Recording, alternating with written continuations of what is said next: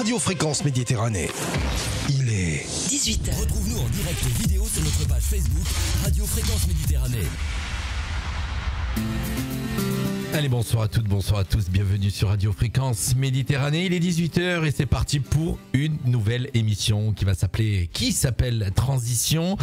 Une émission qui va être animée tout au long des mois, bien sûr, puisqu'on est parti, c'est la première. Avec moi, qui m'accompagnera pour animer cette émission, c'est monsieur Eric Pragdra de la société Weekline. Salut Eric. Bonjour Jean-Luc. Voilà, on va s'approcher du micro parce qu'Eric il se croit dans son salon lui carrément. Donc.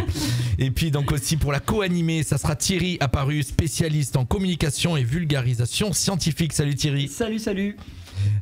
Thierry, on va lui ouvrir un petit peu plus le micro. Merci. Voilà, c'est du direct, c'est la première. On va essuyer les plates comme d'habitude. On n'a pas encore de générique, mais ça va arriver, vous inquiétez pas. Et nos invités ce soir, de jolis sourires, le sourire de Margaretha Hélène de la société Rosie et Wally. C'est une société spécialisée dans la sensibilisation à l'environnement pour les enfants, c'est ça? Exactement. Voilà, bonsoir Margaretha, ça va bien? Oui, très bien, merci. Première émission radio, c'est la première fois. Ouais, ça Et va puis notre deuxième invitée ce soir, c'est Mélanie Billot. C'est une docteure en sciences et elle est du centre scientifique de Monaco. Hello. Voilà, elle va s'approcher du micro aussi. Pourtant, on leur a donné les consignes avant le début de l'émission.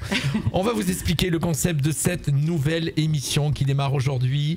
Dans cette nouvelle émission, nous allons parler d'environnement et de science. On va parler donc l'état de notre environnement, décrypté par la science, et ce que la science apporte ou pas à la gestion de notre environnement. Tout au long de nos différentes émissions, que vous retrouverez une fois par mois, nous aborderons divers sujets sur l'état de notre environnement, sur les constatations, sur les solutions, l'évolution de celui-ci. Nous aurons dans chaque émission des invités issus de divers secteurs, société civile, scientifique, comme ce soir, et associations.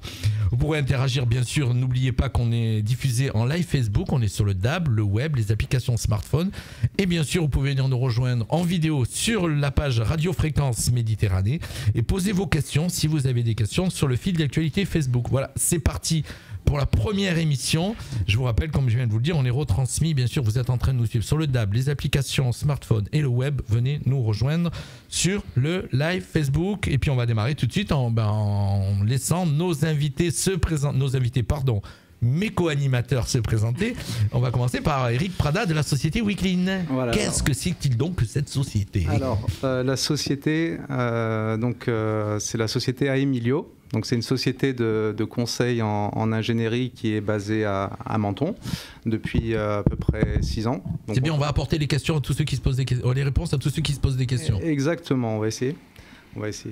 Donc cette société Aemilio travaille sur différents secteurs industriels. Donc on a la partie énergétique, la partie transport, mobilité et également le secteur environnemental qui va nous occuper une bonne partie de l'émission. Donc cette société Aemilio, elle est reconnue comme une société éco-responsable. On fait partie du cluster EA éco-entreprise, donc qui est sur la région PACA. Et dans le cadre de nos travaux, on développe un projet qui s'appelle Weekline. Donc on en parlera un petit peu plus tard dans l'émission. Alors Weekline, on peut déjà le dire de suite, c'est un site internet, c'est un réseau social. Hein. On le développera tout à l'heure, mais voilà, on va donner déjà ce que c'est. Voilà. Exactement, c'est un réseau social qui est dédié aux problématiques de l'environnement et de l'économie circulaire et locale. Donc l'idée, c'est de pouvoir faire quelque chose, on en parlera un petit peu plus tard, mais c'est vraiment dédié à l'environnement, au nettoyage, à la préservation de l'environnement et à essayer de faire quelque chose de circulaire au niveau de l'économie locale principalement. D'accord. Comment ça s'appelle? Une belle société qui démarre, qui est toute jeune. C'est un projet de notre société Aemilio qu'on va essayer de pousser et de développer avec tout un tas de partenaires qu'on mentionnera plus tard. D'accord. Et on va laisser Thierry donc se présenter. Thierry Apparu, qui est donc, je vous le disais tout à l'heure, spécialiste en communication et vulgarisation scientifique. Va nous en dire plus sur lui, mon cher Thierry.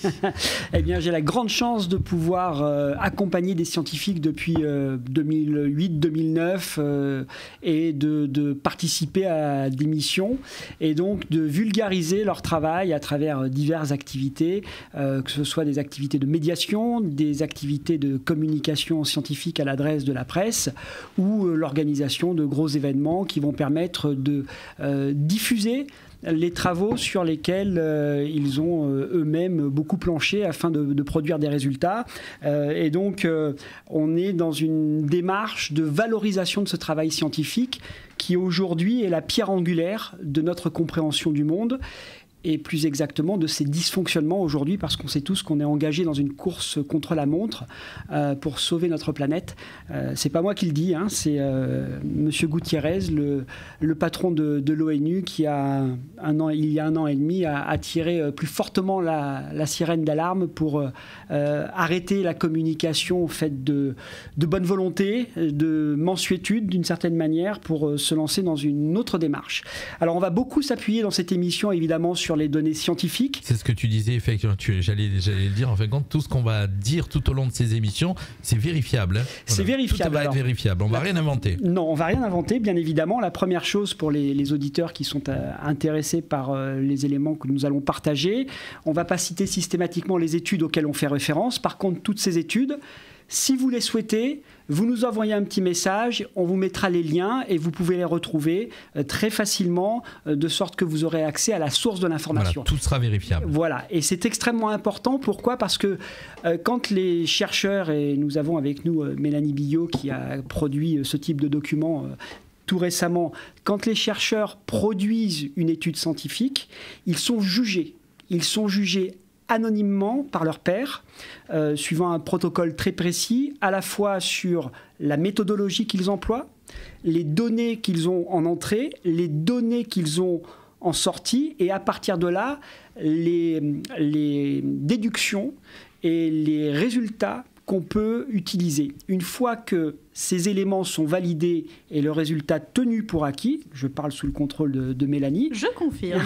Une fois que ces résultats sont tenus pour acquis, ils vont servir de base à d'autres scientifiques pour développer d'autres études et qui permettent comme ça de faire progresser la connaissance. Je m'adresse à Mélanie, mais je peux aussi m'adresser à Eric, qui lui aussi est docteur scientifique. Donc voilà. Donc l'idée, c'est vraiment d'être dans l'accessibilité, et merci de nous donner cette fenêtre dans votre émission, dans ton émission, Jean-Luc, c'est-à-dire de pouvoir proposer du contenu scientifique vulgarisé. Et si les gens veulent aller plus loin avec des choses plus complexes, on leur donnera les liens. Bien sûr, exactement. Alors on va rappeler bien sûr que le public peut participer à notre émission. Hein. Il suffit juste de nous rejoindre bien sûr sur la page Facebook Radio Fréquence Mireille. Pour la prochaine émission, on mettra un chat en place complètement différent pour que vous puissiez, si vous n'avez pas Facebook, venir aussi poser des questions. On va démarrer tout de suite, mesdemoiselles. On aura la chance de découvrir vos activités un petit peu plus tard dans l'émission puisque vous êtes invités. On reviendra vers vous. On va parler surtout ce soir de déchets et de plastique et on va démarrer tout de suite avec Thierry qui va nous parler, qui va nous donner un petit peu des chiffres sur les déchets. On va faire un petit état des lieux. Un état des lieux, alors, exactement. On va faire un état des lieux. Est-ce que vous savez combien de milliards de tonnes nous produisons de déchets dans le monde ? 350. Non, ça c'est pas bon. On est loin. 350 milliards de tonnes ? Oui. Non, on est très très loin de la réalité, mais c'est beaucoup plus bas quand même. Ah. Alors la somme des déchets produites aujourd'hui est de 2 milliards de tonnes. Sur la planète, donc. Sur la planète. 2 milliards de tonnes sur la planète par an. Et rien qu'en France, on produit chacun d'entre nous environ 1,5 kg de déchets par jour. Entre 1,4 et 1,5. Alors à chaque fois, on va donner des chiffres. Peut-être que des gens vont être un peu pointilleux. On donne des fourchettes. Hein. C'est autour des chiffres que l'on donne que se situe. Je suis d'accord avec toi. Je suis assez épaté, moi, par le nombre de poubelles que je remplis par jour. Ouais, mais tout le monde ne remplit pas les poubelles et on ne remplit pas le volume de déchets que l'on produit. C'est là qu'est le problème et c'est là que le bas blesse. Et donc, on est dans cette masse de déchets qui est produite. La France produit 342,2 millions de tonnes de déchets, c'était en 2018, les derniers chiffres connus, par an. Donc on a énormément de déchets. Tout à l'heure, quand je parlais des 1,4 à 1,5 kg de déchets par jour, c'est évidemment les petits déchets ménagers. Si on ajoute les BTP, donc tous les déchets des travaux, l'agriculture, les activités de soins, eh bien, on va monter à plus de 13 kilos, presque 14 kilos par jour, par personne. Et évidemment, on ne nettoie pas ça, on ne ramasse pas ça. Et la grosse difficulté, elle est que les prévisionnistes, c'est comme ça qu'on dit, je crois, nous indiquent que cette masse de déchets, elle va continuer à augmenter. Alors, je suis assez surpris par ce que tu dis, hein, je te coupe, excuse-moi, mais on donne tu viens de donner un élément, elle va continuer à augmenter, alors qu'on est de plus en plus à faire attention. C'est ça, ou alors il y a un paradoxe. On va revenir sur ce paradoxe, évidemment, mais ce qui se passe, c'est que d'après les prévisions, en tout cas, sur les 30 prochaines années, le volume de déchets produits va augmenter de 70% grosso modo pour s'établir autour de 3,4 milliards de tonnes de déchets, évidemment, par an produits sur la planète. Et évidemment, tous ces déchets ne sont pas correctement traités. Et la raison, elle est toute simple, et je te lâche le micro juste après. La raison, elle est toute simple, c'est que, et on verra très facilement pourquoi tout à l'heure, personne n'était prêt à faire face à ce volume de déchets. Et donc, quand on n'est pas prêt à faire face à un volume de quelque chose et qu'on le prend en pleine face, eh bien, on ne le gère pas. Et aujourd'hui, l'immense majorité des déchets n'est pas traitée comme ils devraient être traités. Dans le meilleur des cas, ils sont incinérés et dans beaucoup de cas, on les perd dans la nature. On va donner beaucoup d'éléments lors de cette émission sur ce que tu es en train de dire. Tu viens de donner des chiffres, voilà. Mais maintenant, on va se poser un petit peu la question, quels sont les problèmes que posent tous ces déchets ? Alors, les problèmes que posent ces déchets, c'est que 90% de ces déchets sont brûlés ou répandus dans la nature et qu'on est face à une triple crise. La première crise, c'est une crise qu'on mesure tous quand on remplit nos poubelles et quand on se promène dans la rue ou dans la nature, c'est la masse. Des déchets, il y en a partout. Et comme on l'a dit à travers les chiffres, ça va augmenter et c'est le deuxième problème. Pourquoi cette source de déchets va augmenter ? Parce que la source de la production industrielle qui fabrique les boîtes, les contenants, les systèmes de distribution continue de progresser. C'est marrant parce qu'on a l'impression que ça s'est inversé pourtant dans le sens que aujourd'hui par exemple tu vas dans les grandes surfaces, il y a du vrac, il y a des contenants qui sont de plus en plus recyclables. Donc c'est ce paradoxe qui me... Tout à l'heure on discutait hors antenne que dans les années 80, les générations dans lesquelles je fais partie, on ne faisait pas du tout attention. J'ai l'impression qu'aujourd'hui on fait attention et malgré tout tu nous donnes encore des chiffres catastrophiques. Parce que le vrac est une chose, mais il n'est pas appliqué partout. Sac... Oui, mais il n'existait pas du tout avant. Certes. Il n'existait pas du tout avant. Et le sac à usage unique, par exemple, dont on nous dit qu'il faut le retirer. Ça, on a enlevé dans toutes les grandes surfaces aussi. Dans les grandes surfaces et dans les petits commerces. Non. D'accord. Oui, mais... Si tu vas dans ton épicerie autour de chez toi, on va te remettre tes aliments dans un sac en plastique. D'accord. Mais avant, il existait dans les grandes surfaces et les petits commerces. Mais on reviendra sur les problèmes, parce que là, ça joint le problème du plastique et c'est un problème très particulier, même si c'est le problème majeur des déchets. Mais on y reviendra un petit peu plus loin. Mais en tout état de cause, aujourd'hui, on est face à donc, deux crises de production de déchets et de masse de déchets qui s'accroît. Et la troisième crise à laquelle on est confronté, à laquelle on était... en tout cas nous, autour de la table et les décideurs politiques, pas du tout préparés, c'est la crise chimique que cela crée. C'est-à-dire que les produits, en se dégradant, fabriquent des produits chimiques. Et dans beaucoup de cas, on est en train de s'apercevoir que ces produits chimiques sont neutres ou pathogènes. Et qu'on a l'impression qu'ils sont de plus en plus pathogènes, en vérité. Et donc... c'est la troisième crise, elle est d'ordre sanitaire. Elle est d'ordre sanitaire pour nous, les êtres humains. On a de plus en plus de plastique dans notre corps. Je crois qu'il y a un chiffre qui indique qu'on ingère à notre insu 5 grammes de plastique par semaine. Souvent ça, effectivement. L'équivalent d'une carte de crédit. Exactement. Et l'autre paramètre à prendre en compte, c'est que c'est une crise chimique pour l'environnement. C'est-à-dire qu'aujourd'hui, il y a des maladies, comme la plasticose, qui sont nommées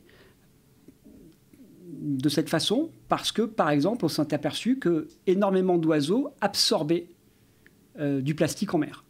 Et donc, du coup, ils génèrent des pathologies qui peuvent entraîner la mort et qui sont de plus en plus répandues. Donc voilà, donc on a cette triple crise. C'est 3 problèmes. Voilà. Et pour répondre à ta question, mais j'ai l'impression qu'on fait plus en plus attention. On va prendre un exemple tout bête. Sur les réseaux sociaux, on a ces jeunes gens qui font du unboxing. Donc, je ne sais pas si tu connais. Oui, voilà. Exactement. On se filme quand on reçoit un produit en train de le déballer. C'est très bien, des fois, ça peut servir, ça. Et j'ouvre ma boîte de chaussures. Ah, elle est fantastique, je vais ouvrir ma super boîte de chaussures. Je suis super excité. J'ouvre mon couvercle. Ah, c'est vachement bien emballé. Dans du papier. Et, hop, et j'enlève mon papier. Oh, il y a des petits morceaux de carton pour caler mes chaussures pour pas qu'elles s'abîment. Et on continue. Donc, on a enlevé 1 couche, 2 couches, 3 couches, 4 couches. C'est vrai qu'en fait, si on va l'acheter dans un magasin directement sur place, on prend les chaussures et on part sans la boîte. Mais même sans aller jusque-là, d'accord. Tous ces emballages qui sont contenus dans ces boîtes ne sont pas nécessaires. Ça fait partie du décorum qu'on nous vend pour qu'on ait une espèce d'excitation au moment où on va se retrouver à ouvrir la boîte. Et pour faire... une habile transition vers Eric et ton prochain lancement. Mais je la voyais arriver, cette transition. Il est trop fort, Thierry. Tu prends les films aujourd'hui. On en discutait tout à l'heure en préparant ces émissions avec nos partenaires. Et tu vois le héros, qui est un policier, qui attend dans sa voiture, le regard ténébreux, parce qu'il sait que le méchant arrive. Le méchant va sortir de l'hôtel. Et le gentil policier, il fume sa cigarette, il tire dessus, il tire dessus, il tire dessus. Et il voit l'ennemi arriver. Et il jette la cigarette par la fenêtre de sa voiture, et la voiture démarre. Ou alors il est debout, il est contre un lampadaire, et il jette sa cigarette au sol, et puis il l'écrase, et puis on voit le plan de la caméra suivant, le pied se lève, on voit le mégot par terre, etc. Je voudrais qu'on m'explique. Dans la narration du film, qu'est-ce que ça apporte ? Je voudrais qu'on m'explique comment ça fait progresser l'intrigue. Ça, c'est le premier point. Et le deuxième point, je voudrais qu'on m'explique quel message on envoie à travers cette image aux jeunes générations. Mais je pense qu'on n'y pense même pas. Ceux qui le font, je pense qu'ils pensent même pas ce que tu es en train de me dire. Alors, il y a des études qui ont été publiées, encore une fois. Si tu peux, Eric, rester dans le cadre, voilà, et arrêter de bouger. Il y a des études qui ont été publiées qui montrent que l'industrie du tabac a payé l'industrie cinématographique pendant de très longues années. Peut-être c'est encore le cas, ça je ne sais pas. Je ne sais même plus si c'est autorisé encore. C'est encore dans les films en tout cas. Mais en tout état de cause, pendant très longtemps, on a payé l'industrie du cinéma pour valoriser le fait de fumer. Et ça n'a pas disparu. Et ça ne fait pas progresser l'intrigue. Donc pourquoi ? Et en plus, on valorise le fait de jeter un déchet dans la rue, dans la nature, que sais-je encore. Transition donc vers Eric Prada de la société Amelio et le site Weekling.com, où là c'est là où tu interviens puisque tu sur le sujet des mégots. En fait, ça c'est bon. On peut parler du mégot en spécifique. Donc le mégot c'est un déchet qui est très, on va dire, sournois pour deux raisons, on va dire. La première, c'est sa petite taille. Il est petit, mais il est très costaud, notamment au niveau de sa composition chimique et des substances qu'il contient. Donc, pour revenir sur l'exemple de la scène de cinéma, c'est vrai que sa petite taille et son petit poids, d'ailleurs, est-ce que vous savez quelle est la masse d'un mégot ? D'un mégot. Voilà, 2 grammes, 1 gramme. Non, c'est 0, les chiffres c'est 0,22 grammes sec et puis un peu plus quand c'est humide. Voilà, c'est très très léger. Et justement, la problématique de cette légèreté, c'est que quand les fumeurs, en fait, je te rejoins Jean-Luc, je pense qu'ils n'ont même pas conscience. Non, j'ai posé la question à plein de gens. Moi, je te dis ça parce que même dans un film, quand tout à l'heure disait Thierry, ça se voit dans un film, comment s'appelle, le réalisateur, quand il fait le film, peut-être à l'époque, effectivement, il y a des trucs, mais je pense que ça fait partie de la vie de tous les jours. Donc, en fin de compte, il met la vie de tous les jours à l'écran, quoi. C'est tout, hein. Voilà. C'est tout, c'est ça. Et sur donc le geste en lui-même, donc on n'a pas l'impression que c'est aussi nocif le mégot, parce que c'est tellement léger qu'on a l'impression que c'est pas très très grave au final de le mettre dans la rue ou à côté du cendrier. Et l'autre point, c'est notamment la composition qui, quand il est retrouvé dans la nature, va se dégrader. Et puis, donc le mégot, pour dire Alors techniquement, pour la petite info, combien de temps un mégot met pour se dégrader dans la nature? D'après les études, c'est à peu près entre 10-12 ans. Voilà, 10-12 ans. Voilà. Pareil, petite info aussi, on sait qu'un mégot, quand il est dans l'eau, il pollue 500 litres d'eau. C'est énorme. C'est ça, je dis bien la bonne chose. Je me retourne vers les scientifiques. Alors c'est un chiffre qui est évoqué. Il a été publié dans une étude, je crois, de l'Université de San Diego il y a quelques années. Mais il y a plusieurs façons d'aborder cette question parce que ça dépend de la nature du mégot, ça dépend de la composition du mégot, ça dépend de la composition chimique du mégot. Mais en tout état de cause, on sait que c'est un polluant majeur et meurtrier. Des tortues lingères, des poissons lingères, des oiseaux lingères, et on meurt. Et en plus, dedans, il y a des goudrons, si je ne me trompe pas. Il y a des plein de produits. Alors, vas-y, je te laisse continuer. Vas-y, continue. Vous voulez un petit peu de contexte sur la composition du mégot? Fais-toi plaisir. Mais oui. Alors, le mégot, donc, comme on avait échangé avec Thierry récemment, donc, il est principalement... Ça ressemble à du coton, mais ce n'est pas forcément du coton. Hein, c'est des polymères, donc c'est du plastique. C'est de l'acétate de cellulose, pour son petit nom. Donc ces fibres sont, on va dire, sont des fibres plastiques qui, pour leur fabrication, ont besoin aussi d'autres fonctionnalités ou d'autres éléments qui rentrent dans on va dire dans sa composition. Et le problème de ces composants sont qu'ils vont à la dégradation se retrouver principalement dans l'eau et dans le cycle vivant. Voilà. Exactement. Ça va entrer dans la chaîne alimentaire. Voilà, ça peut faire partie des futurs perturbateurs endocriniens. En tout cas, ça déstabilise la nature, ça déstabilise tout ce avec quoi le mégot va être en contact, indépendamment du fait de cette très très longue dégradation vers sa disparition. Et alors, un chiffre, juste pour finir de cerner... C'est bien qu'on donne un petit peu des chiffres aussi à nos auditeurs. C'est bien de donner des chiffres, j'aime bien moi. Pour que chacun, surtout ceux qui fument et qui nous écoutent ou qui nous suivent sur Facebook, notent bien l'ampleur du phénomène. Est-ce que vous savez combien de mégots sont rejetés dans notre environnement chaque année? Alors, tu veux dire sur la planète complète ou on prend la planète? Combien de mégots sur la planète sont rejetés? Tu vas nous assommer là, je suis sûr. Ouais, je pense qu'on peut même pas estimer. En millions, moi je pense qu'on ça se compte en milliards. Plus. T'as le chiffre, toi? Ça doit être monstrueux. On l'a par jour. Par jour ou par... Je laisse à Monsieur Weeklin nous dire. C'est pour ça que quand tu vois en fait, alors par jour, on a à peu près, d'après les estimations, sur la planète, hein, ouais, 11 milliards de mégots par jour.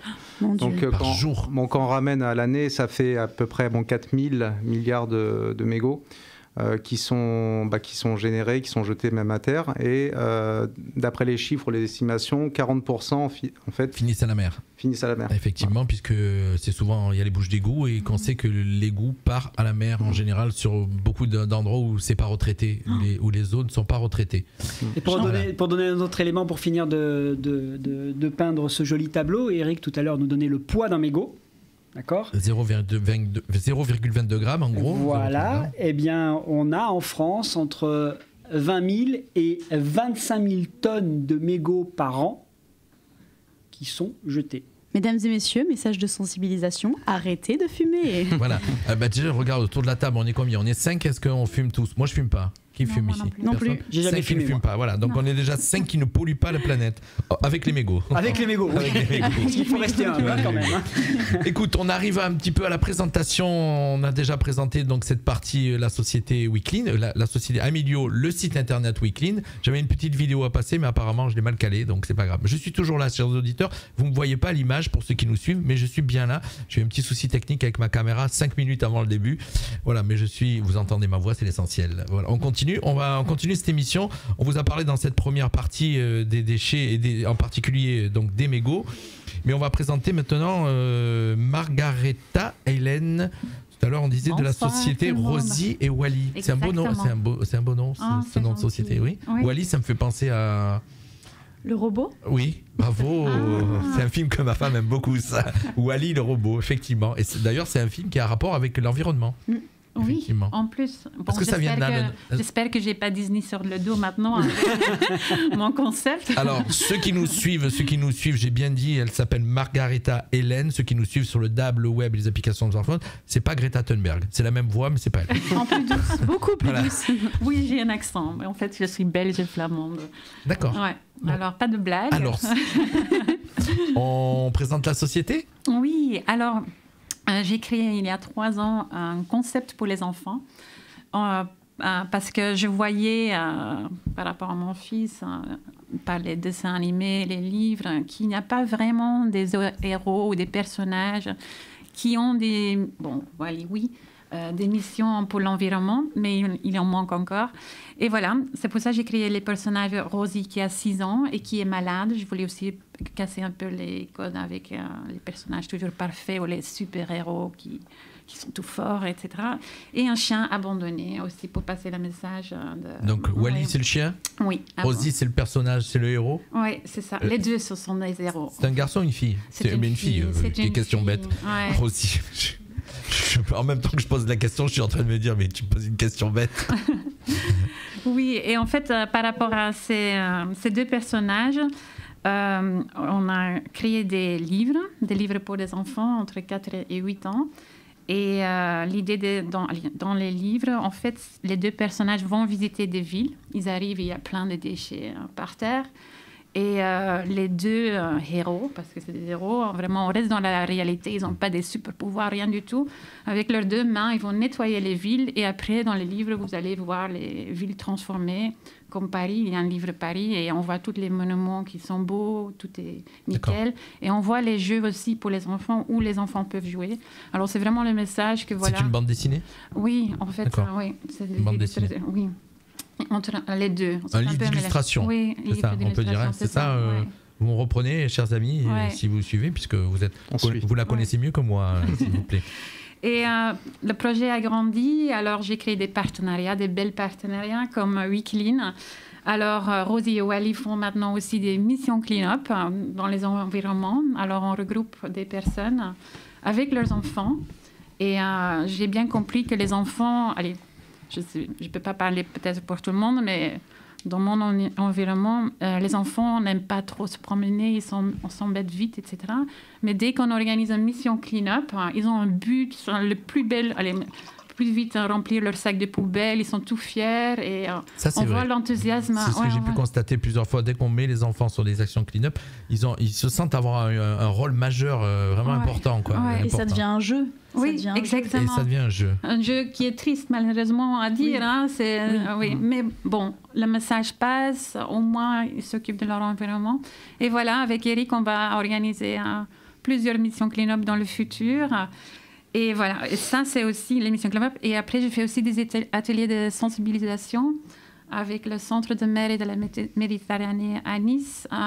On fait pour des sociétés privées ou sur des événements, des ateliers écologiques ou lecture par rapport à mes livres, pour juste passer le message en disant, voilà. Mais moi, c'est beaucoup plus simple. Vous êtes des scientifiques. Moi, c'est juste le message pour les enfants en disant, respectez votre environnement, ne jetez pas par terre. Et dès que vous voyez des déchets, ramassez-le et essayez de les recycler. Voilà. Chacun fait son petit morceau. La légende du colibri.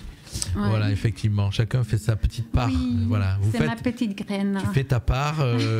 Mélanie fait sa part. Eric. Et bien sûr, chacun fait sa part. Ou en parlant, ou en faisant des actions.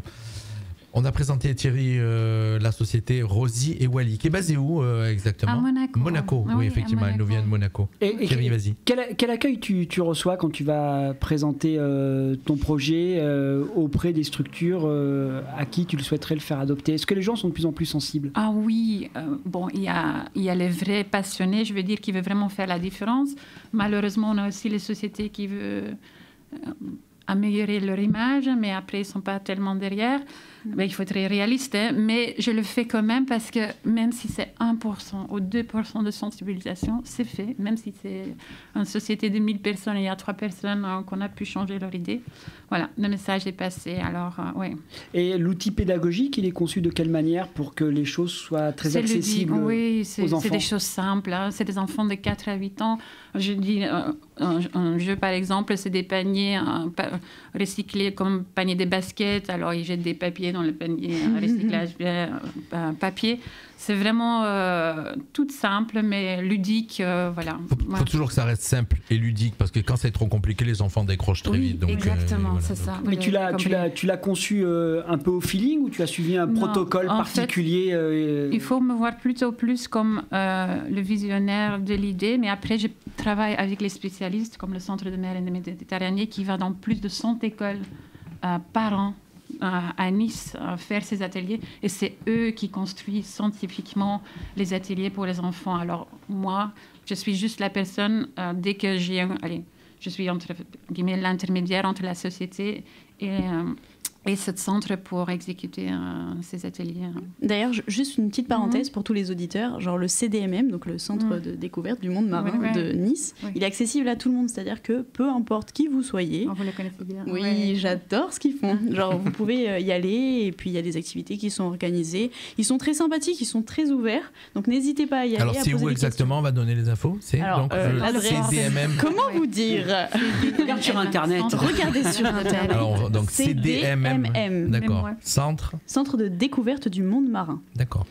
Et moi, on va aller chercher l'adresse. J'ai encore une question pour toi. Est-ce que le fait d'avoir apporté ces deux personnages, qu'est-ce que ça permet aux enfants de s'identifier, c'est ça? Qu'est-ce que ça permet dans la démarche environnementale? Oui, c'est identifier. Ils veulent devenir eux-mêmes les héros.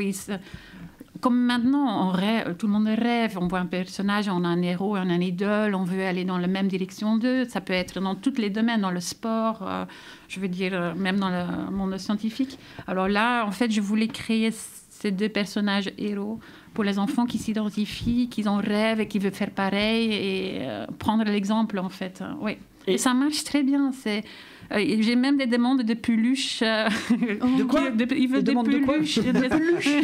Pardon, mon accent. Elle a dit qu'on ne devait pas se moquer. Non, mais j'ai bien aimé, moi, le peluche. Le peluche. Comment on dit bien? Oui, j'ai même ils veulent déjà dormir avec les personnages ou les avoir dans leur entourage. Alors, ouais. Alors, j'ai encore une question. Vas-y. Non, vas-y. Je suis un ancien journaliste, j'ai oublié de le dire. Donc on l'a pas dit au lancement, c'est vrai. J'ai encore une question. Donc, au départ, la genèse du projet, tu as voulu créer ça pour ton fils, ou Non, alors j'ai vécu à Paris, et honnêtement, malgré la bonne volonté de la ville, parce que j'ai vu que les camions poubelles nettoyaient les gens nettoyaient tous les jours les rues étaient sales, et dans les terrains de jeu où on allait après l'école avec les parents, les enfants jouaient dans les déchets, littéralement. Et là, un soir, j'ai travaillé 4 ans pour WWF, il y avait les enfants, j'ai dit, regarde tous ces déchets, qu'est-ce que vous dites, on va les ramasser. Et je ne sais pas ce qui est arrivé. Tous les enfants se sont mis au travail, ils ont commencé à nettoyer ce terrain de jeu, et ils avaient des slogans comme « On n'est pas les pollueurs, on est les sauveurs, on n'a pas fini jusqu'à minuit ». Et c'était magnifique. Et depuis ça, tout s'est développé très vite, et les bonnes personnes sont venues sur mon chemin. Et pour m'aider, avec le cœur, et voilà, ça allait très très vite. On va rappeler juste avant de continuer que Margareta est docteur aussi. Hein. Ah bon? Je ne suis pas docteur. Ah bon, alors c'est la mauvaise info. Tout à l'heure, tu m'avais dit tu as 2 docteurs en face. Je suis auteur.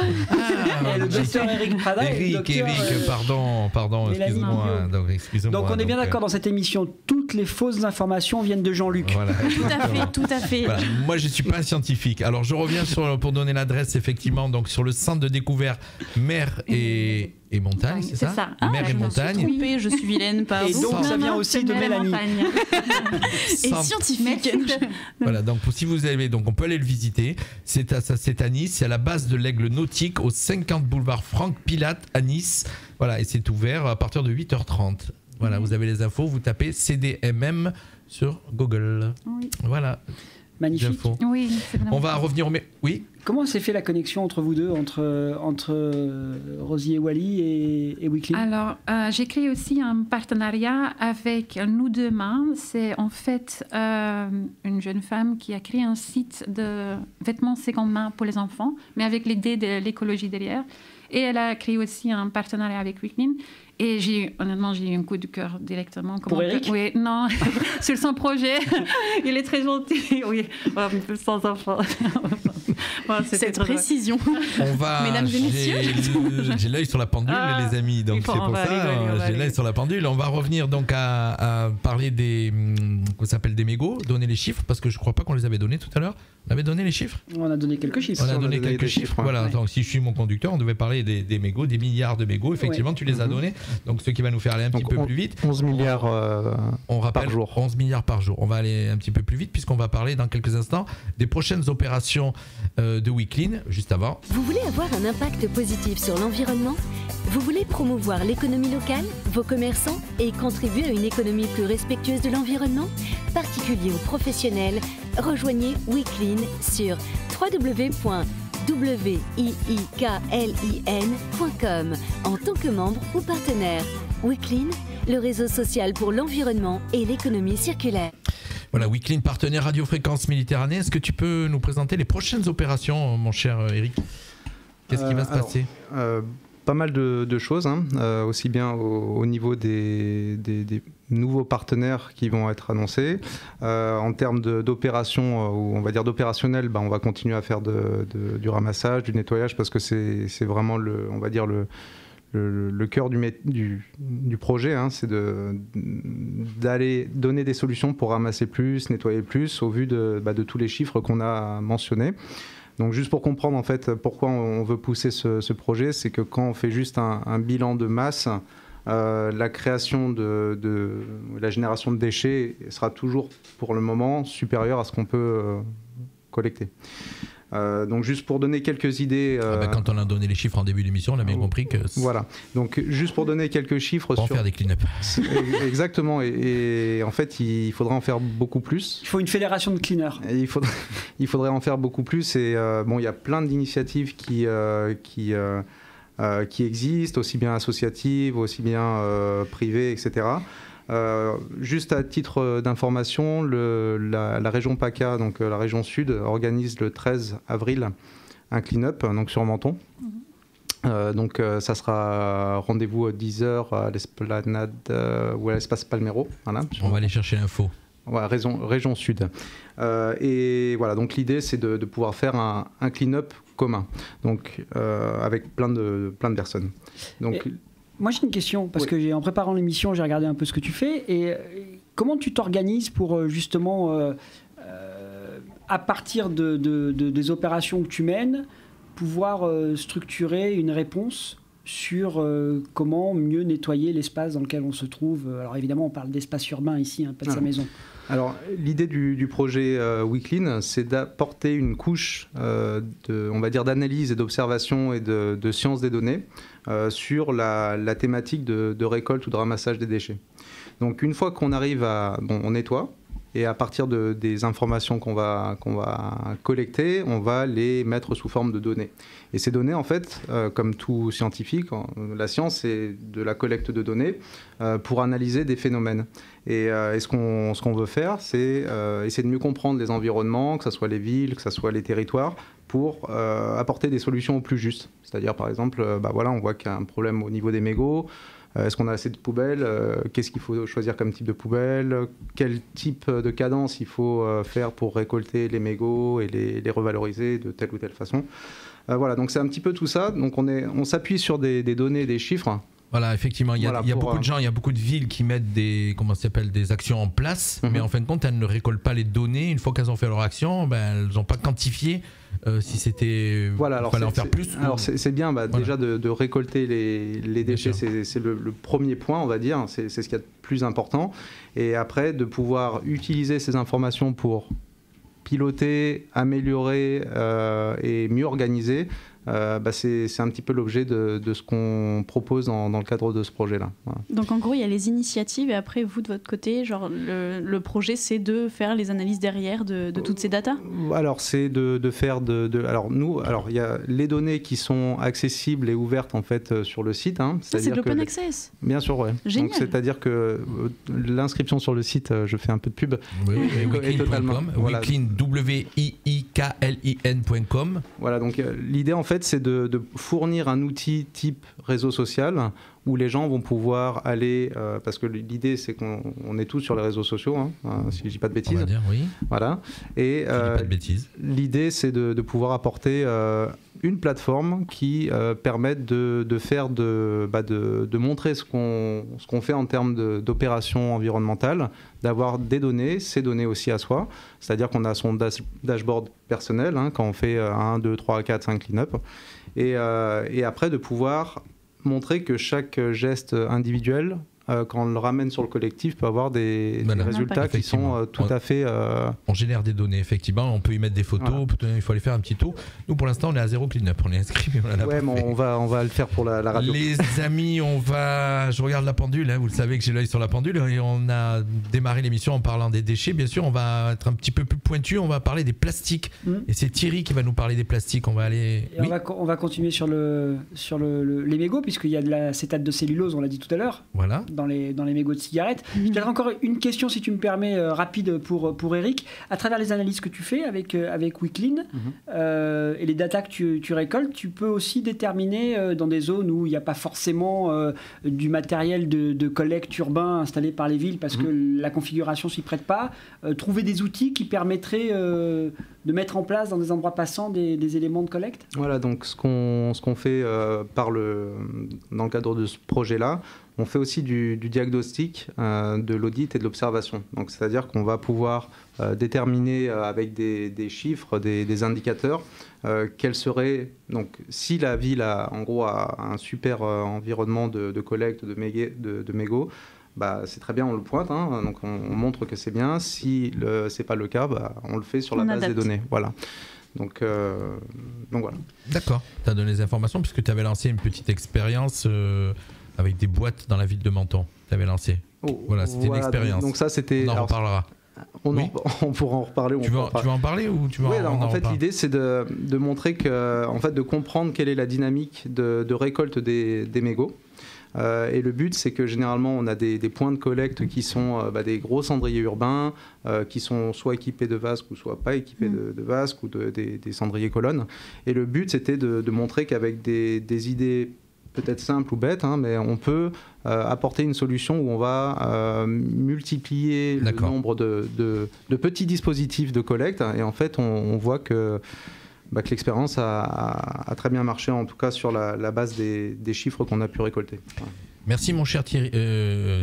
Alors lui c'est Eric. Oui, j'ai un souci avec, je vous rassure, j'ai un souci avec les prénoms. Et les cheveux. Je les écris. Voilà, effectivement. Il y en a un qui a la même coupe de cheveux, le même coiffeur que moi, c'est Thierry, qui va nous parler des plastiques. Il est 18h42 les amis. Les plastiques, alors on va aborder la question avec quelques chiffres d'abord, bien évidemment, pour débuter. Est-ce que vous savez combien de milliards de tonnes de plastique ont été produites depuis les années 50 ? Aux pauvres. Depuis les années 50. Depuis le début de l'ère industrielle. Je n'étais même pas né, moi. Oui, depuis, voilà, alors, merci. 8,3 milliards de tonnes de matière plastique, avec un S, à matière et à plastique, ont été produites. 6,3 milliards de tonnes sont devenues des déchets. 6,3 milliards de tonnes sont devenues des déchets. 75%. 9% seulement de ces 6,3 milliards de tonnes, il y aura une interrogation écrite après. Sont recyclés. 9% ont été recyclés, 12% ont été incinérés. Le reste, 79% de ces déchets, s'amoncellent dans des décharges ou se répandent dans la nature. Et à l'heure actuelle, 73% des déchets dans le monde sont composés, on l'a vu une fois encore avec les mégots, de matière plastique. Tous les chiffres que je vous donne là, ils viennent de l'OCDE, ils ne sont pas sortis de ma poche. Et ils ont été publiés par Le Monde le 22 janvier à 9h. Non, ça, je ne sais pas. Merci de la précision, mais donc, en gros, on est face à une pollution colossale, tellement colossale que le premier pays à avoir interdit les plastiques à usage unique dans le monde, c'est le Bangladesh, en 2002. Vous savez pourquoi ? Parce qu'ils ont été victimes de très fortes inondations avec un nombre effroyable de morts. Oui. Et ils se sont aperçus que ces inondations, cette crise a été exacerbée, décuplée par les matières plastiques qui obstruaient tous les systèmes de drainage. Et donc du coup, eh bien, ils ont décidé de bannir le plastique à usage unique, les sacs plastiques tout particulièrement, pour faire les courses. Donc, c'est dire l'ampleur du phénomène. Et là, on est face à une ampleur matérielle, hein, on l'a bien compris, qu'on peut tous constater. Il n'y a pas besoin d'aller au Bangladesh. Je connais plusieurs sites ici à proximité du studio de la radio, une dizaine de kilomètres, où il y a des amoncellements de plastique dans des endroits très prisés, très touristiques et qui sont d'une saleté absolue à cause de ces déchets. On en reparlera dans d'autres émissions. Ça, c'est le premier problème. Le deuxième problème lié au plastique, c'est la chimie. Est-ce que vous savez combien il y a de produits chimiques pour composer les plastiques? J'aime bien parce que c'est une émission, j'aurais dû mettre les buzzers. Voilà, alors c'est des polymères, il y en a la prochaine fois, je le ferai autrement. Là. Ah, mais il y a des buzzers là-bas. Oui, il y a les buzzers. Alors, au total, parce qu'on parle des produits chimiques, pour les rendre plus souples, étirables, compacts, durs, rouge, vert, jaune, bleu, imputrescibles, résistants plus ou moins au feu, etc., etc., il y a 10 000 produits chimiques qui rentrent dans la composition des matières plastiques. D'accord ? Ces 10 000 produits chimiques n'ont pas tous été testés pour leur innocuité. C'est-à-dire qu'on sait que vous mettez tel produit, il est inoffensif pour l'homme, donc vous allez mettre un premier produit dans la matière plastique. À telle concentration. À telle concentration, vous allez en mettre un deuxième, vous allez en mettre un troisième, et on va vous dire, ce produit il est inoffensif, celui-là il est inoffensif, celui-là il est inoffensif. Mais ces 3 produits mélangés créent un autre produit chimique, qui lui parfois n'est pas offensif, il n'est pas inoffensif. Et c'est même régulièrement le contraire. Ce n'est pas des produits que nous on a mis dedans. Et ce qu'il y a d'extrêmement paradoxal, c'est que si vous trouvez une molécule qui va traiter quelqu'un pour une maladie, entre le moment où vous allez la découvrir et le moment où vous allez la mettre sur le marché, il peut se passer 10 ans pour un médicament. Pour le produit chimique, on dépose un brevet, on la met sur le marché, en vous disant attention, il ne faut pas la mettre dans la bouche. C'est ça qui se passe aujourd'hui. Et c'est là qu'est le fléau. Et c'est là que va intervenir Mélanie. D'accord, mais juste avant, j'ai une question d'un auditeur. Tu vois, comme il y en a un qui pose une question. C'est Franck qui pose une question. En France, le recyclage que l'on fait dans les conteneurs jaunes vont où vont-ils? Et les recyclés à 100%? Alors, les plastiques ne sont pas des matières réellement recyclables. Il y a un papier qui a été publié il y a 2 mois qui s'appelle « La fraude sur le recyclage du plastique ». Pourquoi ? Vous allez comprendre très simplement. On a beaucoup parlé du mégot, on va continuer à parler du mégot. Vous prenez l'acétate de cellulose qui compose les mégots de cigarettes. Vous prenez une branche de lunettes en plastique comme celle que tu portes, qui est aussi en acétate de cellulose. Et vous prenez les films protecteurs qu'on a sur les écrans de télévision, sur les smartphones pour éviter le rayonnement. C'est aussi de l'acétate de cellulose. Donc vous comprenez bien que si on mélange tous ces produits en acétate de cellulose, on ne va pas en sortir une matière exploitable parce qu'ils sont tous composés différemment de différents composés chimiques. Donc on ne peut rien en faire à la sortie. Pire, si vous prenez le PET, qui est le matériau qui nous permet de fabriquer nos petites bouteilles en plastique. Le polytéréphtalate d'éthylène. Ou polyéthylène téréphtalate. Bon, attention. Hein. Donc le PET, c'est beaucoup plus simple. Si vous prenez le PET, qui est la matière plastique la mieux recyclable aujourd'hui, celle pour laquelle on a les meilleurs résultats, et que vous la teignez en bleu, en rouge ou en vert, j'ai pris 3 couleurs qui correspondent à des eaux gazeuses de différentes marques, eh bien le fait d'avoir placé dans cette bouteille en plastique du bleu ou du vert rend le PET incompatible. C'est-à-dire qu'il faudrait une filière pour trier que le vert, une filière pour trier que le bleu. Il faudrait tout séparer. Une filière pour trier que le rouge. Parce qu'on ne peut plus les mélanger. Ça ne marche pas. Ça ne marche pas. Et donc, le recyclage du plastique est pour beaucoup de scientifiques aujourd'hui une vaste fumisterie. Parce qu'il faudrait une filière par type de matière plastique. Quand je vous dis qu'il y a 10 000 adjuvants chimiques dans les plastiques, ça voudrait dire qu'il faudrait, allez j'exagère mais à peine, 10 000 moyens de pouvoir traiter ce plastique. Or, aucune commune, par exemple, n'est capable d'avoir dans ses centres de recyclage une filière par matière plastique. C'est impossible, ça n'existe pas. Ouais. D'ailleurs, il y a, juste pour rebondir sur ce sujet du PET, on pourrait donner des chiffres des marques de soda, on va dire, qui consomment du PET ou qui en produisent. Il faut en dire plusieurs, si on en dit une, il faut en dire plusieurs. On peut dire par exemple, ça c'est les données issues d'un post de Maxime Blondeau qui était très bien fait. Donc il dit que la marque Coca-Cola par an consomme ou crée 3 millions de tonnes de PET. Suit PepsiCo avec 2,2 millions de tonnes. Et enfin, Nestlé, voilà, qui a un peu moins de 1 million de tonnes de PET.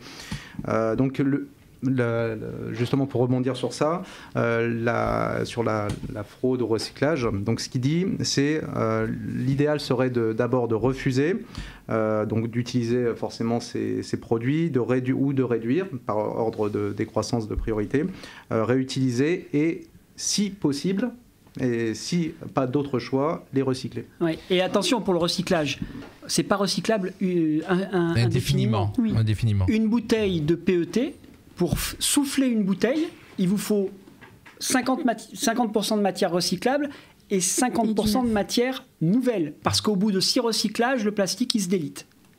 Voilà. D'accord. On en était juste avant de donner, on allait donner la parole à Mélanie. On a répondu à l'auditeur qui nous a posé la question, à Franck, et on allait venir. Donc on était sur les maladies dues au plastique, c'est ça? Alors qui sont pas dues au plastique, mais Mélanie va nous expliquer ça. Donc aujourd'hui, vous le savez, on est face au réchauffement climatique, et on a de plus en plus, comme on l'a dit, de plastique dans l'eau, puisque tous les plastiques dans la nature finissent invariablement dans l'océan. Mélanie, ton étude, elle porte sur une bactérie. Alors d'abord, très vite, une bactérie, tu nous rappelles ce que c'est? Alors, la bactérie... Oui, pardon Mélanie. D'abord, je vais rappeler à nos auditeurs qui est Mélanie, puisqu'on est là depuis le début de l'émission. Elle est donc docteur, elle est en immunologie, et elle travaille donc au Centre scientifique de Monaco. Exactement. Tout à fait. Voilà. Alors une bactérie. La bactérie que moi j'étudie, c'est Vibrio paramolecus. Donc c'est une bactérie marine qui est pathogène pour l'homme et qu'on retrouve, aujourd'hui de manière, sa distribution elle est mondiale. C'est-à-dire que elle va infecter l'homme de plusieurs manières, mais la prédominante c'est par l'ingestion d'eau de mer ou de fruits de mer qui sont peu ou pas cuits infectés. Et la deuxième, c'est par le biais d'une plaie cutanée, donc vous vous baignez. Vous allez avoir une plaie dans l'eau, avoir une infection, et dans de très rares cas, ça va causer une septicémie. Jusqu'à maintenant, cette bactérie, elle a été retrouvée, c'était en 1950, si je ne dis pas de bêtises. La première épidémie, elle était au Japon, à Osaka. Il y a eu 272 personnes qui ont été infectées et 20 morts. Alors qu'aujourd'hui, on se retrouve avec des épidémies, avec plus de 1000 personnes qui sont infectées, et on a ça en Asie, on a ça aux États-Unis, on a ça chez nous. Donc c'est une bactérie qui peut toucher. Moi, j'ai jamais entendu parler de ça. Je veux dire qu'on va se baigner. En fin de compte, si on est coupé, on peut ici. Alors, la manière prédominante, c'est pas vraiment les fruits de mer. Donc vous allez au restaurant manger des huîtres. Moi, je n'en mange jamais. Eh ben voilà. J'ai compris le truc. J'en mange jamais. J'ai l'exemple dernier, c'est au réveillon du jour de l'an. Ma femme a mangé des huîtres. C'était la période où on a entendu qu'ils étaient toutes... Elles étaient contaminées, tout à fait. Je croire qu'elle a été malade. Et donc, Mélanie, si on te suit bien, donc cette bactérie pathogène, qu'est-ce qui se passe sous l'effet du réchauffement climatique? D'abord pour la bactérie, qu'est-ce qu'elle développe? Alors, sa distribution, donc comme je vous l'ai dit, aujourd'hui, elle est globale, on la retrouve partout. C'est grâce justement au réchauffement des océans, donc réchauffement de l'eau de mer. Donc on a une évolution de la température de nos eaux. Donc on est passé de 21, par exemple, une température méditerranéenne au printemps à 27 degrés, et à une prédiction du GIEC qui sera de techniquement 31 degrés en 2050. Mais bon, entre vous et moi, qui se rapproche de plus en plus de ce qu'on retrouve, par exemple, l'été. Et donc sa distribution, elle est devenue globale, mais en plus sa virulence est de plus en plus accrue avec l'augmentation de la température. Et c'est ça qui nous a intéressés au sein du laboratoire, donc de mon équipe écosystème et immunité, donc qui est dirigée par Dorota Cherouska. C'est que les facteurs d'adhésion de cette bactérie sur les substrats plastiques, donc des substrats abiotiques, non vivants, elle augmente. Donc on a une virulence accrue, une adhésion accrue.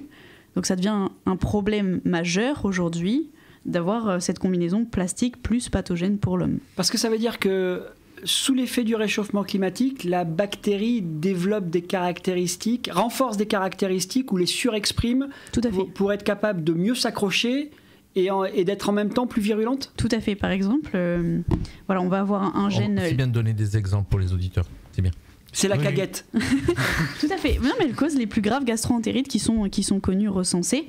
Et cette bactérie, majoritairement dans tous les laboratoires, elle est étudiée pour donc son principal effet, c'est l'expression d'une hémolysine. En gros, c'est une enzyme qui va, si vous voulez, faire exploser les globules rouges. Donc ce qui se trouve dans notre sang. Donc ça a un réel impact pour l'homme. Hein, c'est un réel pathogène.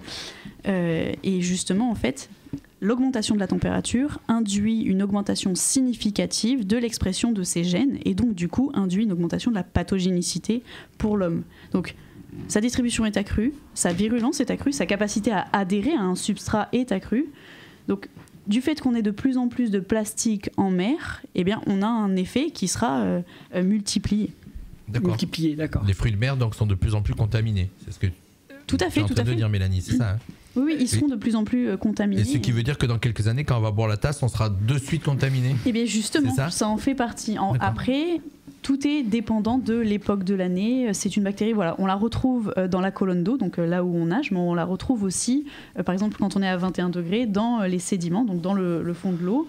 Elle n'est pas en phase de croissance, elle est en ce qu'on appelle en dormance, donc elle est cultivable en laboratoire, par exemple, si on la met à des bonnes températures, mais elle est présente. Elle est quand même présente. Donc c'est pas une contamination permanente et ça va dépendre aussi du sujet, comment il est résistant, etc., etc. Il y a beaucoup de facteurs qui rentrent en ligne de compte. Oui, mais par exemple, pour avoir quelque chose de très récent, il y a peu de temps, on a effectué des prélèvements au niveau de l'embouchure du Var, donc avec Dorota et d'autres laboratoires, notamment ceux de Villefranche-sur-Mer, qui ont montré que, eh bien, il y avait la présence de cette bactérie dans nos eaux, donc du Vibrio, Cholerae aussi notamment, sous la forme non toxique, hein, bien sûr, je précise pour les auditeurs, ne soyez pas inquiets, vous pouvez vous baigner, tout va bien.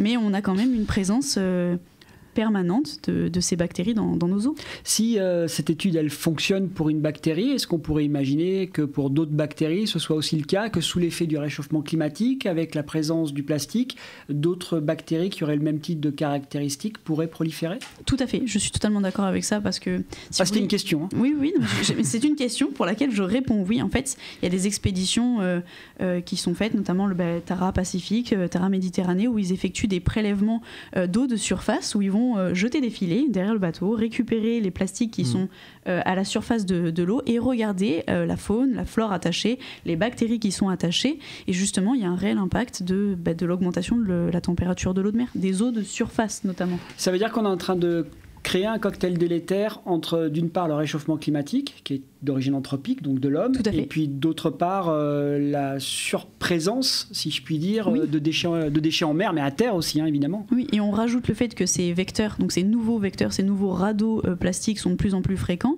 mais ils durent de plus en plus longtemps, à contrario de sédiments ou par exemple même de copeaux de bois qu'on pourrait retrouver, hein, parce que c'est les premiers vecteurs, hein, on a toujours vu du bois dans l'eau, mais leur temps de vie à la surface n'est pas le même que le plastique. Lui, il va durer des dizaines, des centaines d'années, et c'est des radeaux qui sont parfaits en fait, parce que ça laisse le temps à la bactérie d'adhérer, de proliférer, mais aussi après de se disperser de par les courants et de par du coup.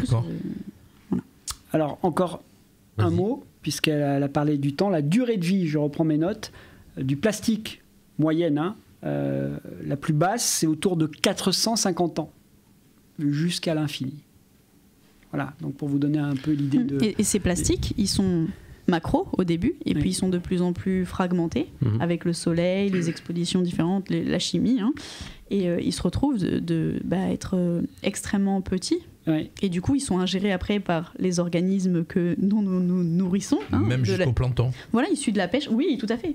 Dans le plancton, on peut en retrouver. Il y a des microparticules qui sont retrouvées, consommées par le plancton. D'accord, c'est ce qu'on étudie, ce que tu étudies sur Monaco. Tout à fait. Voilà. On arrive pratiquement, on va un petit peu déborder, chers auditeurs. On avait prévu, c'est la première, donc on savait que ça n'allait pas tout rentrer dans l'heure, mais on voulait aussi terminer l'émission en parlant de la fraude au recyclage. Mais on en a dit un mot tout à l'heure, donc tu vas voir qu'on va retomber sur nos pieds au niveau de l'horloge, à savoir que effectivement, comme on l'a rapidement expliqué, il y a beaucoup de choses qui sont dites sur les capacités de recyclage et qui sont simplement fausses ou orienter. Par exemple, quand vous achetez du plastique, des sacs plastiques biodégradables industriellement dans un magasin, eh bien, ça veut dire quoi industriellement ? Ça veut dire que pour faire du compost à partir de ce sac en plastique, il faut le brûler à 70 degrés. Personne n'a ce type de machine à la maison. Donc ça ne fonctionne pas. Et le pire, c'est que les filières de brûlage de ces plastiques à 70 degrés ne sont pas organisées. Parce que ça veut dire qu'il faut organiser une collecte spécifique, comme on l'a vu tout à l'heure pour le PET bleu, rouge, vert. De ce type de déchets. De ce type de déchets, exactement, Mélanie. Il faut organiser une collecte spécifique et brûler spécifiquement ces déchets plastiques dans un incinérateur particulier. Et ça n'existe pas. Donc, on a bonne conscience en achetant ce plastique biodégradable industriellement, mais ça ne fonctionne pas et il ne sera pas biodégradé. D'accord, donc on est un petit peu, entre guillemets, trompé. Un petit peu et peut-être à lever de la phrase. Et nous, on est là en ce moment dans notre nouvelle émission pour apporter toutes ces infos à tout le monde, quoi, je veux dire, hein, au public. Et une fois encore, pardon de te couper, mais une fois encore, tout ce qu'on est en train de dire là est vérifiable et on vous donne les liens vers les études qui prouvent les éléments qu'on a exposés tout au long de cette heure. Après, attention, ça ne veut pas dire non plus d'arrêter de faire le tri. C'est déjà un premier pas justement pour le changement, l'éducation peut-être des entreprises qui doit être il faut ramasser et jeter, mais le recyclage tel quel, actuellement, c'est pas ça. Vous avez bien compris, chers auditeurs, que c'est une émission qui peut durer 2 heures avec les spécialistes qu'on a autour de la table. Il n'y a vraiment pas de souci, mais j'aurais voulu qu'on termine puisqu'on était en train de parler des plastiques. Et donc, le site weClean.com, on a parlé de ce que tu pouvais découvrir au niveau des mégots. Et j'aurais voulu qu'on termine avec au niveau des plastiques aussi. Est-ce que tu as quelques infos à nous donner par rapport à la collecte ? Pour terminer, puisqu'on devait en parler aussi. Oui, alors on va dire dans le cadre de weClean, on s'attache à essayer de dissocier tous les types de déchets qu'on peut trouver fréquemment lors des clean-up. Donc on a forcément des mégots, des paquets de cigarettes, des sacs plastiques, des bouteilles en verre, des bouteilles plastiques, des masques, bon, un peu tout. Donc le but est vraiment de pouvoir mieux comprendre ce qui se passe. Sur les plastiques, on a, comme on l'a mentionné tout à l'heure, il y a beaucoup de problèmes au niveau des bouteilles et le PET, le fameux. Donc c'est encore une fois en millions de tonnes que ça se compte. Et donc pour moi, le mot de la fin, c'est qu'il faut quand même se remonter les manches et faire beaucoup plus et structurer beaucoup plus les actions de ramassage, que ce soit au niveau public, au niveau associatif ou au niveau privé. Voilà, donc il y a vraiment quelque chose à travailler. Ça ne sert à rien de faire tout chacun dans son coin. En fait, il y a suffisamment de déchets pour tout le monde. Voilà. Merci mon cher. Un petit clin d'œil à nous écouter depuis le début de l'émission. C'est Kat, les produits de Kat. Voilà, quelqu'un qui fait des produits en respectant l'environnement. Moi, je remercie tous ceux qui étaient avec nous ce soir. Déjà les co-animateurs, ceux qui vont animer régulièrement cette émission avec moi. C'est Thierry. Thierry, je vous le rappelle tous, Thierry qui est donc spécialiste en communication et vulgarisation scientifique et donc c'est lui qui va préparer les conducteurs de cette émission. On va dire que tout va reposer sur lui, on va être honnête quand même. Voilà, on va être honnête. Pour la co-animer avec moi, il y aura aussi Eric Prada qui est donc de la société Emilio et aussi donc weClean.com bien sûr. Et nos 2 invités ce soir, on était contents, on avait 2 jolis sourires. On avait le sourire de Margareta, voilà, et de Mélanie. Merci beaucoup de nous avoir. Alors sachez que vous pouvez revenir quand vous voulez. Donc chez nous, il n'y a pas de problème. La porte est grande ouverte. Ouais. Le studio n'est même pas fermé. Là. Si quelqu'un voulait venir, il pouvait venir tranquillement. C'est ça aussi. Voilà. Merci Thierry aussi d'avoir préparé cette belle émission. C'était la première. Donc n'hésitez pas à nous donner vos sentiments sur cette émission. Ce soir, on va mettre la photo en ligne. Et sous la photo, bien sûr, vous nous direz aussi si vous avez apprécié cette première émission. En tout cas, j'ai pu voir que vous étiez beaucoup à regarder sur les réseaux. Voilà. Donc ça fait plaisir. Merci à tous. Bye bye. Bye bye. C'est le retour de la musique sur Radio Fréquence Méditerranée. Radio Fréquence Méditerranée.